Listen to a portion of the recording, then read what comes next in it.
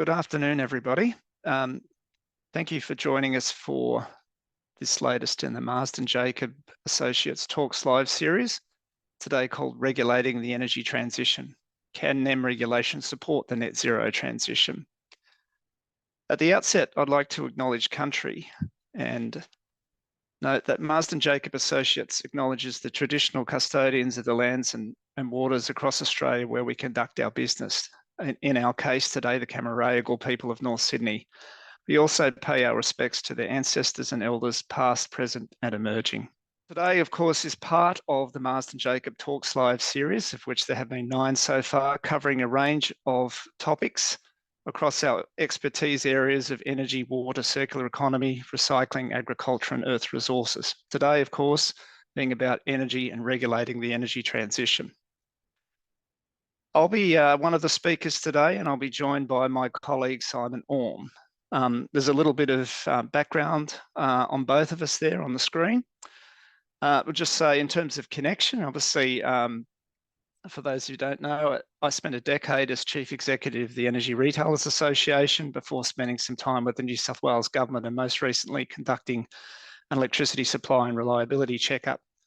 Simon's background is on the screen, but also we did work together very much in the early days, particularly of the New South Wales electricity roadmap and particularly on the transmission infrastructure strategy. So we have seen some of these issues that we'll cover off today from the point of view of both energy consultants, but also at times working within government. Today, if we can move on to the next slide, we'll cover a range of issues across the regulation of the NEM. The first thing is why this topic and now? Well, as we've seen, as the NEM is facing significant targets in relation to emissions reduction set legislatively for 2030 and the installation of new generation and storage with an 82% renewable target by 2030, we're seeing day to day many of the challenges that are being apparent in the market that are holding back, or at least in presenting barriers to realising those objectives. Some of the issues covered have covered social licence, supply chains, workforce, wholesale market conditions, which are both volatile and increasingly in some ways challenged to the point where we see a range of mechanisms to support downside risk for new energy generation investment and a range of those market interventions. But today we're also going to cover off how well the regulatory framework and the NEM institutions are contributing to the energy transition and whether their performance could be better. Now, of course, this is not about individuals or picking on anyone. It's really about the generic sort of view of how the market is coping with the unprecedented challenges it is facing. How well the key institutions are performing. Why is it we're seeing increasing amounts of intervention? Is that a symptom or cause of the performance issues we'll be discussing?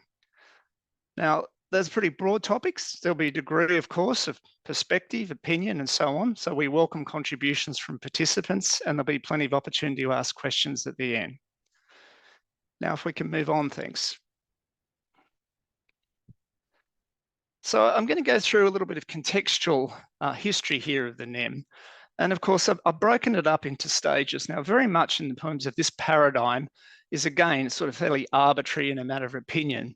But I do think it does cover the period of evolution of the NEM and why we are seeing some of the particular interventions and challenges of more recent times where there is, I think by actions, a reflection to a degree of some stakeholders' view that the NEM institutions and the NEM itself has not been able to deal with the modern challenges of decarbonisation. Whether that's fair or not is a matter of perspective. But first, in terms of stage one, it's important to remember the NEM itself took a lot of work before it actually began trading in December 1998.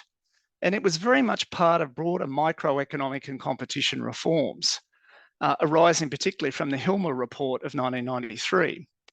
And what flowed from that was a range of reforms to the then monopoly state utilities, mostly, well, fully state government owned, separations of parts of those utilities from the competitive sections of generation and retail from natural monopoly networks, the creation of new distribution and retail entities, Before the NEM began, the introduction of spot markets and trading, Vic Pool, trading within New South Wales as well, significant privatisation of the industry in Victoria, and the development of electricity and gas codes and the establishment of a market management company.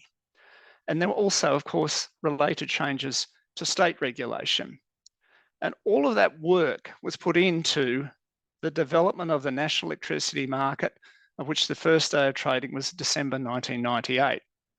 Now, that original market, of course, linked to South Australia, Victoria, and New South Wales and the ACT, and then gradually expanded as new transmission links were developed as Queensland with the Q&I, Queensland joined in 2001, and Tasmania through Basslink in 2005.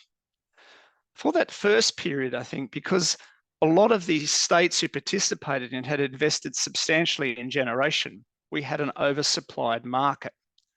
And that, for most of that sort of first period, saw some fairly lower stable wholesale energy prices.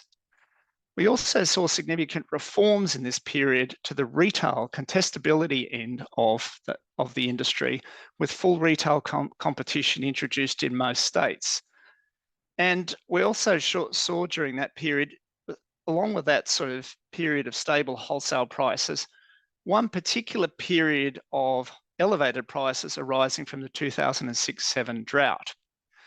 And in that time, where we saw some challenges to arising from water security to hydro and coal generation, we saw the need for peaking generation. And at that time, there was also significant growth in air conditioning. And the market was largely able to meet that challenge. And we did see some investment in gas peaking plants. We also saw consolidation of the market through privatisation, through the privatisation of generation and retail arms, and the creation of the gentailer model. And we also saw the outlines of the current governance structure developed, the pair review, the Australian Energy Regulator and Australian Energy Markets Commission established, and gas and electricity convergence from 2009 with the establishment of AEMO. And I think if you look back at this period, a lot of this was driven by productivity and competition agenda, microeconomic reform. And whether it was a big factor or not, but there was over this period significant national productivity growth. And so in many respects can be seen the architecture of the NEM, the reforms that accompanied it did lead to very positive outcomes from the point of view of users and the market. And enduring benefits, I think, to the transition today from increased interconnection. If we can move to the next slide, which is about the subsequent phase. And in an arbitrary sense to a degree, I describe this as NEM 1.1. And this is the period after 2010. Now, this wasn't the first time, of course, issues about climate change began to be a priority for the market, but it was when such things as the expanded large-scale renewable target was introduced, a 20% by 2020 target. The institutional framework was, of course, in place, but we started to see retail price regulation, as something I was very familiar with when I was at the Energy Retailers Association, removed in most of the states. We saw significant switching between retailers and new entrants into the market. But we also saw in this period some very large network price increases, which flowed from state level distribution changes to reliability, and price became a significant issue. We also saw attempts to introduce a carbon trading scheme in 2009, the Carbon Pollution Reduction Scheme. And then we did see a national carbon price in 2012, which was subsequently repealed in 2014. And then that action, in some ways, because of the federal government stepping back from carbon pricing, we saw the introductions of state-based initiatives such as VRET and QRET. We'd also seen during this time very generous state-level feed-in tariffs for rooftop solar, and an explosion of uptake. Schemes were very quickly filled. And that would shape the market for the period after that. And that uptake has continued unabated long after those subsidies have been removed. And I think we also see with the Hazelwood exit in 2017, with very short notice period and a very significant movement in wholesale prices, combined with those distribution price increases, an increasing concern about whether the market was delivering for users and obviously significant affordability concerns. And in many ways, that led to the ACCC inquiry into retail electricity pricing, which then, of course, if I move to that final stage, reported in 2018. And when that report was released, we saw in some ways a stepping back of a belief in market forces in terms of setting the price at retail level and the reintroduction of a default market offer at the national, set by the AER, and a Victorian default offer. We also seen various attempts to integrate the carbon consideration into the market governance, and the last attempt really being the National Energy Guarantee, which didn't progress. Increasing concerns, therefore, arising about NEM governance and NEM design with the establishment of the Energy Security Board and discussions about the NEM post-2025 design. But I think importantly, we also saw the first time that a real plan for decarbonisation of the NEM was introduced with the Integrated System Plan, now a biennial part of the NEM architecture.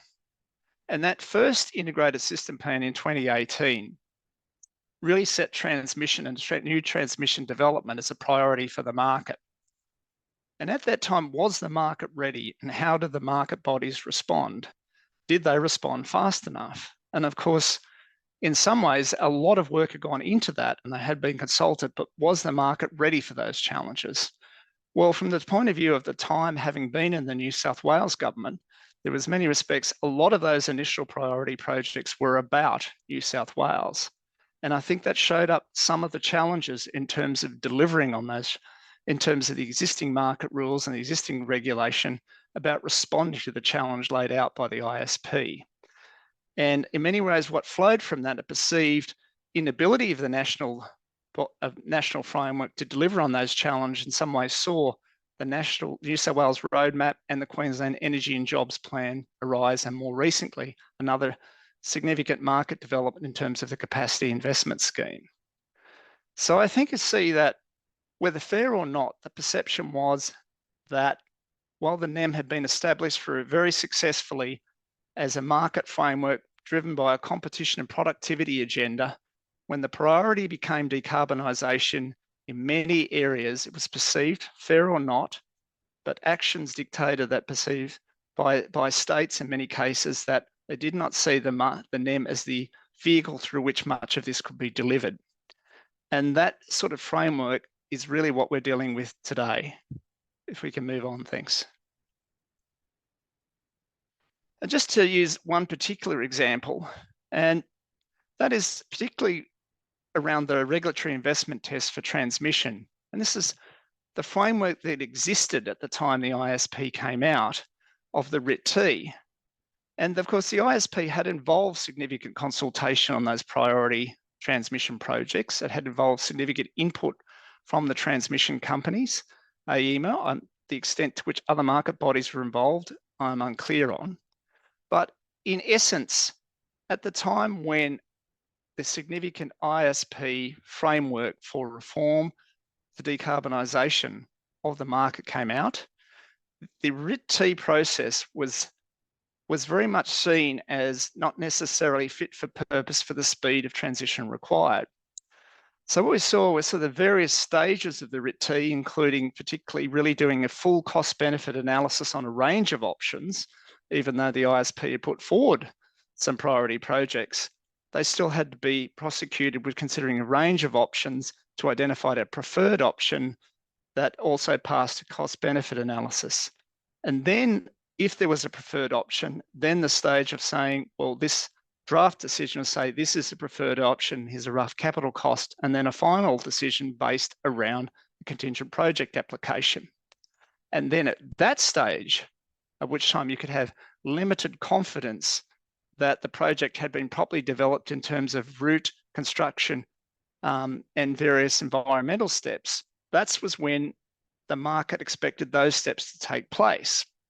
What we found in the New South Wales government, where we were faced with a situation of very much priority, particularly upgrades to existing interconnectors, was that early work was required to get these projects moving. Because there was no support for early works under the existing national framework, the government was required to underwrite a lot of that early risk by the transmission companies on those priority projects. In the case of QNI, underwrite the risk of the TNSP procuring key equipment for the QNI upgrade. And that intervention, particularly by the jurisdiction, I think in the case of New South Wales, that had shown the most faith in the NEM and to then have been the least interventionist, was a reflection of the belief the NEM and its then regulatory process was not up to the speed of the challenges and actions required. Obviously, it progressed significantly from there in 2020 when the New South Wales roadmap was legislated, which created a whole new state approval and funding mechanism for new transmission. So that's one example of degree where I think, particularly with where I had first-hand experience, where the NEM framework was not then fit for purpose for the challenges that was being put forward by decarbonisation and the integrated system plan. And a couple of years later, we saw the actionable ISP, but an example where perhaps things were changing and moving after the fact, too slow, as far as many of the jurisdictions were concerned. I might now hand over to my colleague Simon Orme, who's going to take you through another couple of examples, which we are both very familiar with, in terms where we can see, well, given the challenges we're facing, is the NEM and its institutions responding fast enough in the right way to some of these decarbonisation challenges? If I could hand over to you, Simon. Thanks very much, Cameron. If we just move to the next slide. So I'm just going to sort of follow on. This is a pair, and these are both topics that Cameron and I worked on a few years back now as part of the sort of the early work that was the precursor to the New South Wales electricity infrastructure roadmap. And what I'm going to compare is on the left-hand side is sort of the model, if you like, that was set out under national frameworks and around the renewable energy zones and scale-efficient network extensions. Was sort of the missing link, because so what this diagram is showing is from an AEMC report, and my engineering colleagues always enjoy this this figure. So on the left-hand side, you've got the regulated transmission, the existing transmission system, or any new regulated transmission that's approved under the RIT-T. On the right-hand side, you've got the generation. You've got the green bar, which is the dedicated generation connection assets. And then you've got this interesting area, which is the blue area, which is the shared network. That's really like the guts of the renewable energy zone. It's the transmission that you need to get from the generator down to the shared network. And so what the AMC had done here was open that up for competition and created this new category of negotiated transmission services. But what actually happened? So we'd just done the work on the electricity infrastructure plan in 2018, and that included underwriting of regulated investment test early works. But what happened then is we started work on looking at that blue area, which is how do we get the new renewable energy zone transmission in. And what that led to, I won't go through all the history of it, but it led to the creation of the New South Wales Energy Co, or the recreation. It already existed on paper, but it was reformulated. And I guess what's happened here is that blue area, just for one renewable energy zone, the one that's most advanced, is pretty substantial. And it's being led by Energy Co as the proponent, as the developer. It is subject to regulatory oversight from the AER, was appointed by the New South Wales government to regulate the efficiency and the costs of that blue area. So we're now up to, for the Central West Orana RES, we're now up to, which is going to be around at least 4.5 gigawatts of generation. We've got $3.2 billion on the latest estimate of renewable energy zone assets. So that blue area there is very substantial. And that includes a lot of very high voltage, 500 kV transmission. And the other thing about this is that it's negotiated, but it's also contestable. This is not being undertaken. Certainly, Transgrid was included. I think they bid for it. They weren't precluded from going for that blue res transmission. But as it turned out, it's being this project is being undertaken by a consortium. And the other aspect of this is there's firm access. So generators on the right-hand side get firm access. So that's just an example, I guess, of where a state government has come in and intervened to get things moving. And I think other jurisdictions have looked at something similar to this. But moving on to the next example. Well, this is a bit complicated, and of course, there's some decisions that are being made around retail regulation. The AER earlier today released its draft DMO decision. I think the Victorian ESCB has also released its draft decision. So this is a little bit out of date. What we're talking about here, this is some work that we did for the Australian Energy Council last year, Cameron and I. It wasn't about retailer margins, I hasten to add, but what it was about was sort of looking at the criteria for evaluating whether the retail market was competitive and was sort of what are the criteria for assessing this.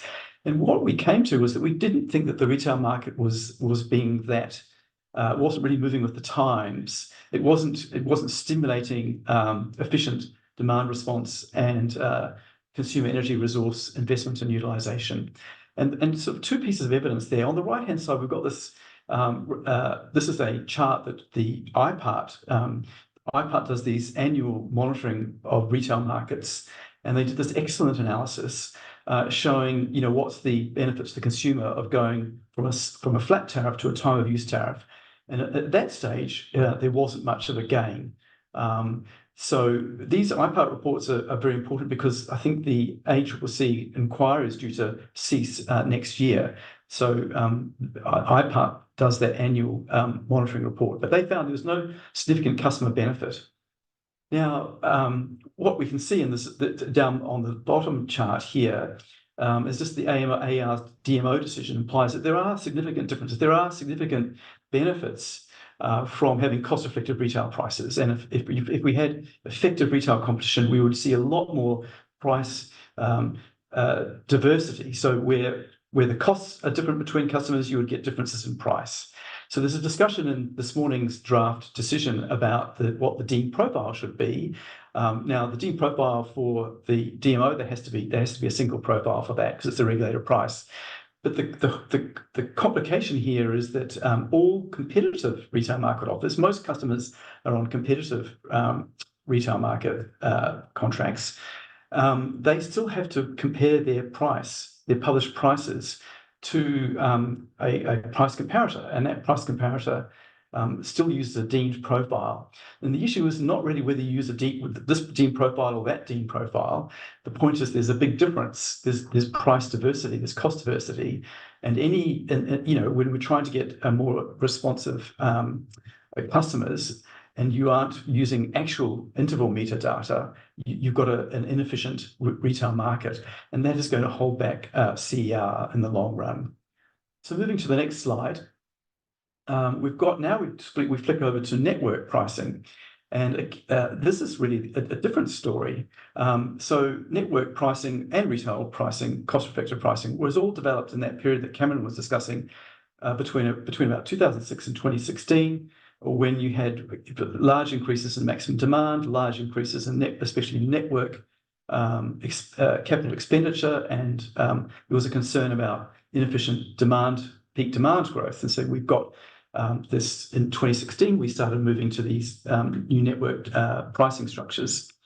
The issue now is that because of the build out of the distribution network, we actually have quite a lot of spare capacity, and growth expenditure is now really a small fraction of the total revenue requirement for networks. It's less than 2%. In some cases, it's far less than 1%. So what's the growth expenditure? In this chart here, we're showing in the red, the triangle in the red, there is where you might have efficient pricing to highlight the marginal cost to the network of demand in that small area up there. So what we've got here is in this chart is an annual load duration curve. So and this is for a zone substation. You can do this for every zone substation in a network area. So this is a demand profile. And what you want to do where you've got the top of that demand profile approaching capacity, you want to sort of signal, hang on a minute, do you really can you shift your demand to another time?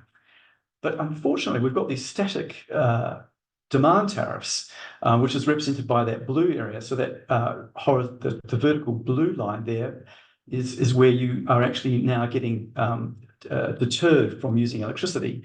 And what you can see is that the green triangle below the 70% is much bigger than the red triangle above the 70%. So the net effect of that is that these sorts of pricing structures are deterring efficient demand. They're not promoting, the least cost option and the best use of the assets. So we think we've done some work. So this work here, the customer profile we're looking at is for a charge point operator for an electric vehicle charging network, who's one of our clients. And we're just showing that really they are ending up paying far too much for their network tariffs. So they're paying about a 50% premium compared with the typical customer. And that premium to us appears to be unjustified. So I think I've got one or two more examples here, if we can move on. This one is consumer energy resources, which some of you will be very familiar with. And again, this is work that I did previously back in March, 4 years ago now, on the development of, this is a project for the ESB, on the development of national technical standards, governance of technical standards for what was then called DER, now CER. And so I'm just going to run through. So back in back in December 2019, ESB commissioned some work. I was one of the consultants working on that project. We consulted widely. There was impetus. There was we did a vote actually. There was a lot of support for change, a lot of support for the introduction of national standards, and that report went up to ministers in March 4 years ago. But then what happened was we had this long delay, which I won't go through, but there was a review, and then the thing stopped, and then in September 22 it started again, and then in September 23 we end up sort of saying yes, we should have a national regulatory framework for CER standards, and then just last month a new CER task force was established. But really, when we were doing the work in March 2020. We were suggesting that this was an urgent matter because the delay is holding back the efficient adoption and use of CERs. And we were thinking then we could easily get these new arrangements, these new national arrangements in place by the end of 2021. They would have already had more than 2 years of operation of this new regime. And here we are, we're still really back where we were 4 years ago. So that's a bit of lost time there. And just to acknowledge that if you want to see this in more detail, we've got the link down there. Dr. Gabrielle Kuiper, who sort of led this project, the ESB. This is her summary that was published in New Economy. So Cameron, I'll hand back to you now. Thanks, Simon.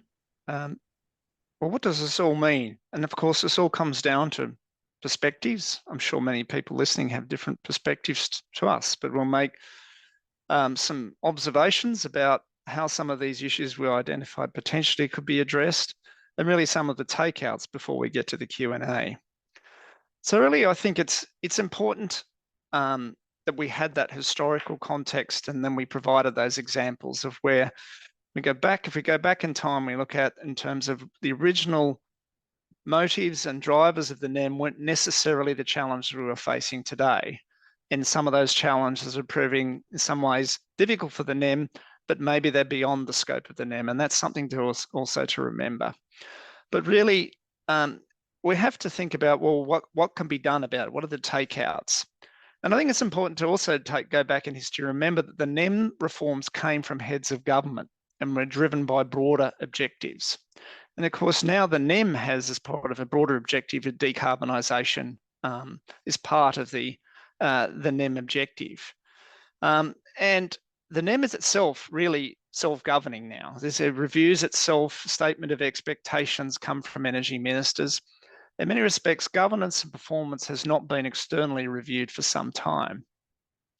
But also have to remember that many of the challenges of the transition go beyond the powers of the NEM. Now, most notably, as we've talked about, social licence being discussed everywhere. But that is very much a challenge of the planning system, which belongs with the states. Land use remains with the states. So the transition would always have brought the states in. It's the question of what role they play. And we just accept that the states are back in. And maybe we just need to say it does complicate things, but is it working as well as it could? given these new entities of the states, given the increasing role of the states on top of the NEM, how can this all work together better? And how can they all coexist? And I think we've talked about a lot of time the states coming in as if it's derogation. Essentially, a message about that is like it's kind of like a negative sort of association with derogation. Does it have to be? And I think in many ways that's led to a response whereby sometimes some of the NEM bodies have taken on specific jurisdiction-specific roles, which may have complicated their own governance and focus, something that came into, that was sort of in my mind as I did the New South Wales checkup, and particularly looking at things as the Energy Security Target Monitor or the role of the AER in the New South Wales Roadmap. Is that optimal? Should that be done by those bodies? Is it diverting them? These are all questions I think as someone externally can potentially look at that. If we could move on things. So really, if we go to takeouts from today, I think we have to go back and think about that original history. What drove the NEM? And it was that competition microeconomic reform agenda most of all. And in that sense, when you talk about the NEM's failing out, well, it was a great success. In many respects, there evidence it was. And I think what you also have to remember is the legacies of that time, the increased interconnection will help the decarbonisation still remain relevant today. It will still be far better for consumers if generation, low carbon or not, but particularly it will be low carbon and storage, was optimised across the East Coast rather than on a state-specific basis. So there are still many enduring benefits of those changes. But in many respects, the governance was set up for incremental change, and that's not what we're facing now. We're facing fundamental transition, fundamental change. And some of that change is really, as I said, it goes beyond the role of just of the NEM and the energy sector itself, as I found with the checkup. The multiple agencies of government will have to be involved in this transition. But it also involves powers that will always sit with the states around planning in particular. And so the governance of the future is not just the NEM, it's the NEM working with these increasingly with jurisdiction-specific bodies to deliver the outcomes. And a question, some people have said we should tear up the NEM and start again. Well, we don't share that perspective. I think wholesale reform of institutions would both be disruptive and not worth it. The effort would not be worth it. I think it's really about, can we do this better? Look at it externally. We have to accept there are new bodies involved from the states. How does it work better? So we think that's more about governance and performance could be improved. Some of those decisions that we have highlighted show that there could be approaches that are more supportive of the transition. And ultimately, maybe it does require a bit of external assessment to make that judgment. But on the whole, anyone would be challenged by the energy transition. The NEM is part of our architecture. It has served its purpose very well to now. It is part of the architecture now view going forward. It just has to work more cooperatively with the new bodies, and then I think it would be individual decisions that we have highlighted could be more supportive of the overall transition. So that's our takeouts. Again, subjective, matter of opinion. We welcome your feedback. Okay, we're coming to the end of our time. I'm conscious that people have busy days, and we appreciate very much those of you who've joined us for today's webinar. As Amanda said, a link will be sent later of the presentation. And we have upcoming talks live, which, as I said, is a regular series of the firm. The next one is a water market update and water flow update in June 2024.